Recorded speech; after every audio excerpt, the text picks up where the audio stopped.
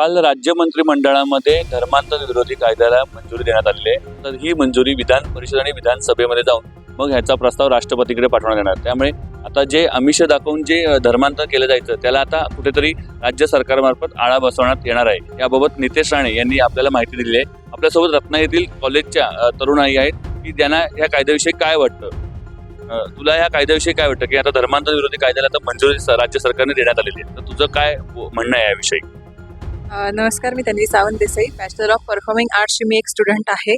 Actually हा कायदा खूप आधी व्हायला पाहिजे होता, पण आता जो निर्णय घेतला गेला तो अत्यंत सुंदर आहे. त्याचं कारण असं की बऱ्याचदा काय होतं की 17-18 वय हे जे असतं त्याच्यामध्ये मुली पटकन भुलतात समोरच्याला किंवा आमिष दाखवली जातात. ती कुठेतरी इन्सेक्युरिटी त्यांच्या मनामध्ये तयार केली जाते की आणि हे वय असं आहे की जिथे प्रेम किंवा ह्या सगळ्या गोष्टींमध्ये अधिक आपण भावनिक असतो. त्याच्यामुळे मुली लवकर त्या सगळ्या गोष्टींमध्ये गुंततात आणि मग त्याच्यानंतर त्यांना धर्मांतरण वगैरे वगैरे. आणि ह्याच्या आधी कसं व्हायचं की त्यांना नंतर त्या गोष्टी रिअलाईज व्हायच्या की हे चुकीचं आहे म्हणून, आणि हे जेव्हा त्यांना रिअलाईज व्हायचं त्यानंतर त्यांना तिथून सुटका नसायची. त्याच्यामुळे आता ह्या कायद्यानंतर कदाचित पुढे त्यांना सुटका त्यांच्या त्या सगळ्यातून होईल आणि हा कायदा अंमलात आला पाहिजे. सगळ्यात महत्त्वाची गोष्ट की तेव्हा कसं व्हायचं की काहीच करता यायचं नाही, पण आता मुलींकडे स्कोप आहे की आता जर आपल्या स्वतःची चुकीची गोष्ट घडू नये आणि जर घडले तर त्याच्या विरोधात आपल्याला आवाज पण उठवता येऊ शकतो आणि आपण त्याच्यातून मोकळे सुद्धा होऊ शकतो. कारण आयुष्य ही गोष्ट आहे जी एकदाच मिळते आणि त्याच्यात पण जर असं काहीतरी झालं तर त्याच्यानंतरही आपल्याला ते आपल्या मर्जीप्रमाणे जगता येऊ शकतं.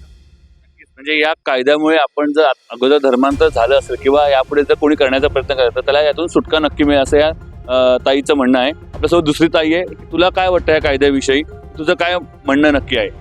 नमस्कार, माझं नाव वेदश्री बाळकृष्ण जाधव. मी बॅचलर ऑफ परफॉर्मिंग आर्ट्सची स्टुडंट आहे. तर माझं या गोष्टीवरती असं म्हणणं आहे की आत्तापर्यंत काही काळाआधी जर आपली गोरगरिबी वगैरे ह्या सगळ्यामुळे काही लोकांना आमिष दाखवलं जात होतं. गोरगरिबी म्हणजे तात्पुरतं का होईना त्यांना कुठेतरी ह्या गोरगरिबीपासून सुटका त्यांची होईल असं दाखवलं जात होतं.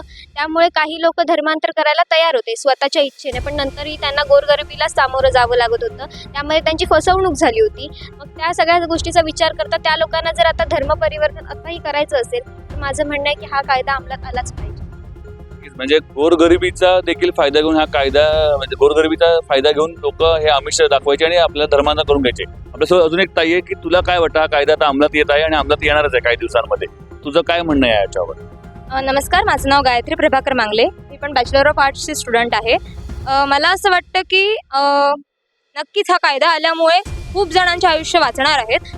कारण माझ्या असं ऐकिवात आलं की आता जबरदस्ती धर्मांतर करायला लावलं किंवा जबरदस्ती धर्म परिवर्तन करायला लावलं तर तब्बल 7 वर्षांचा कारावास आणि 5 लाखाचा दंड आहे. सो ह्या गोष्टींमुळे तरी ह्या सगळ्या गोष्टी म्हणजे ह्या कायद्यामुळे तरी ह्या सगळ्या गोष्टी कमी येतील. आणि नक्कीच की प्रॉपर गायडन्स शिवाय धर्मांतर जे आत्तापर्यंत होत होते त्यांची संख्या कमी होईल. कारण बऱ्याचदा असं दाखवलं जातं की ह्या धर्मामध्ये आपल्याला जास्त सिक्युरिटी आहे. आत्ताची परिस्थिती बघायला किंवा काही काळापूर्वीपर्यंतची परिस्थिती बघता काही लोकांना सिक्युरिटी कमी होती, सेफ्टी कमी होती. ऑब्व्हियसली अजून काय म्हणतो आपण आर्थिक परिस्थिती, आर्थिक आमिष हा जो मुद्दा वेदश्रीने मांडला तो अगदी योग्य आहे. त्याच्यामुळे धर्मपरिवर्तन ही गोष्ट काही धर्मांसाठी खूप सोपी होऊन गेली होती की अशी आमिष दाखवली की आमच्या धर्मात ही सेफ्टी आहे असं दाखवलं तर खूप चांगल्या प्रकारे आणि सर्रास धर्मपरिवर्तन होत होते. पण आता नक्कीच त्याला एक फुल स्टॉप लागेल असं वाटतंय. प्रॉपर गायडन्स घेऊनच नक्की धर्मपरिवर्तन केलं जाईल आणि त्याच्यामुळे खूप लोकांचे आयुष्य वाचतील. नक्कीच हा खूप चांगला बदल आहे. सो आम्ही नक्कीच ह्याला सपोर्ट करतो. नक्कीच, म्हणजे रत्नागिरीतील तरुणाई असेल की हा जर कायदा लागू झाल्यानंतर आम्ही त्यांना सपोर्ट करू आणि हा कायदा आमच्यासाठी खरोखर चांगला आहे. त्यामुळे महायुती सरकारचं देखील या तरुणाईंकडनं कौतुक करण्यात येत आहे. Tanmay Date, LS Marathi news, Ratnagiri.